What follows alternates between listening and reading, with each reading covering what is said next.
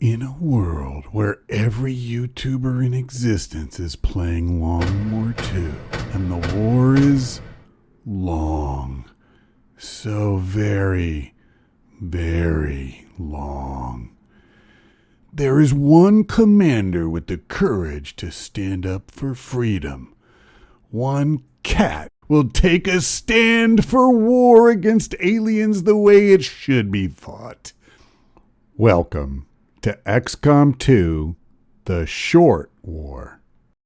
Well, if you consider 60 installments or so to be short.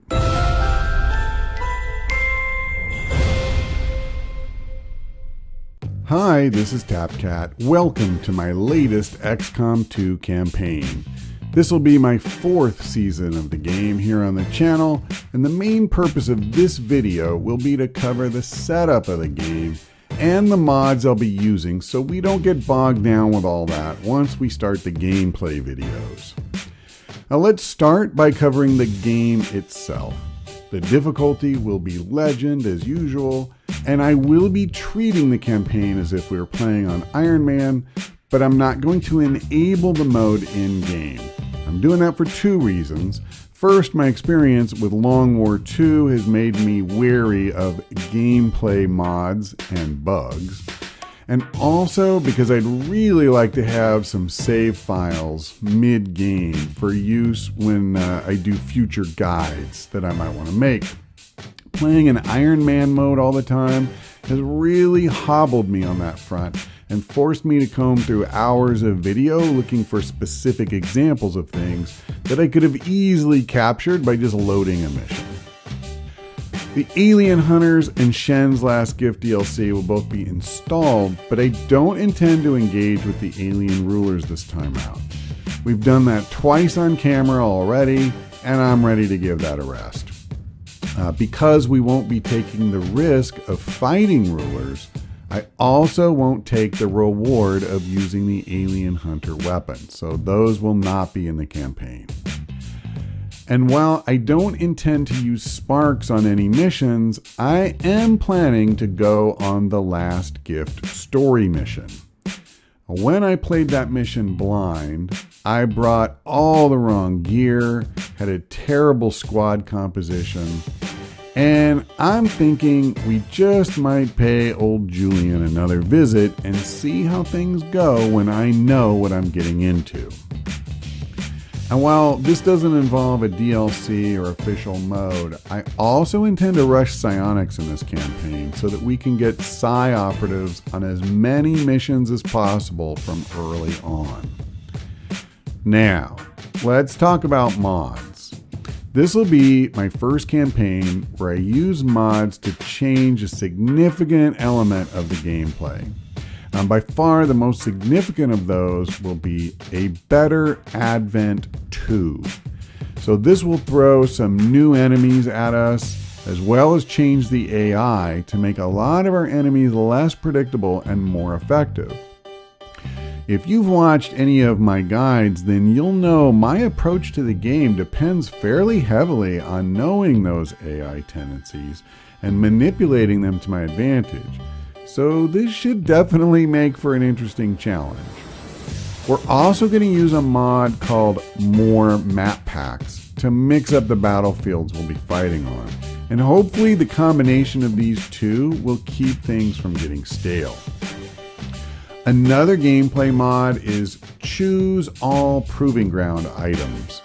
And I'm using this largely because it has never made sense to me that your engineers would have literally no ability to build a specific thing even after they've created it once. So we'll still have to build each of the items separately, use up the same materials like Alarium cores, but we can actually decide what we're going to build. And I feel like that's how the game should have worked in the first place. Now, I mentioned that I'm going to rush Psionics, and that means that something else will have to wait. And unfortunately for me and my soldiers, that something is going to be the Advanced Warfare Center. I can't do anything about missing out on the healing boost that it provides, but true retroactive AWC will at least see to it that my troops get the extra abilities that it grants once I do manage to get one up and running, hopefully as soon as possible. Now those 4 are the only mods that change the core gameplay. You know, I poked fun at the length of the Long War II campaign in the opening, and that certainly was a significant issue I had with it. But I'm just not all that interested in changing virtually every aspect of the game. For example, right now I prefer a gunslinger to a sniper. So I want to put some time in with a sniper and see if I can get more out of one and possibly change my mind.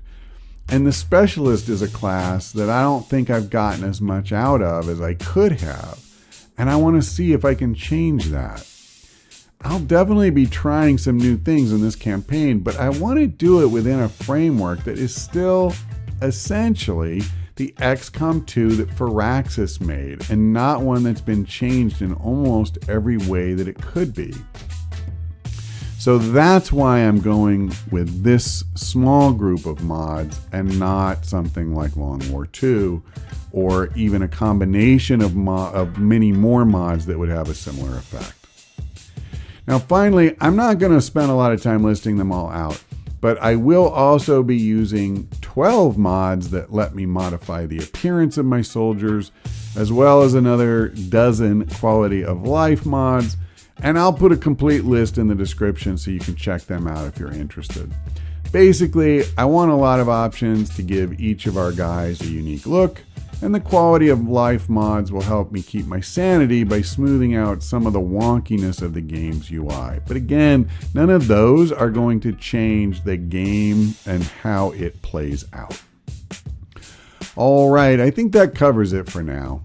I'm really looking forward to starting the new campaign, and you should see part 1 in just a couple of days. Thanks for watching. I hope we see you next time.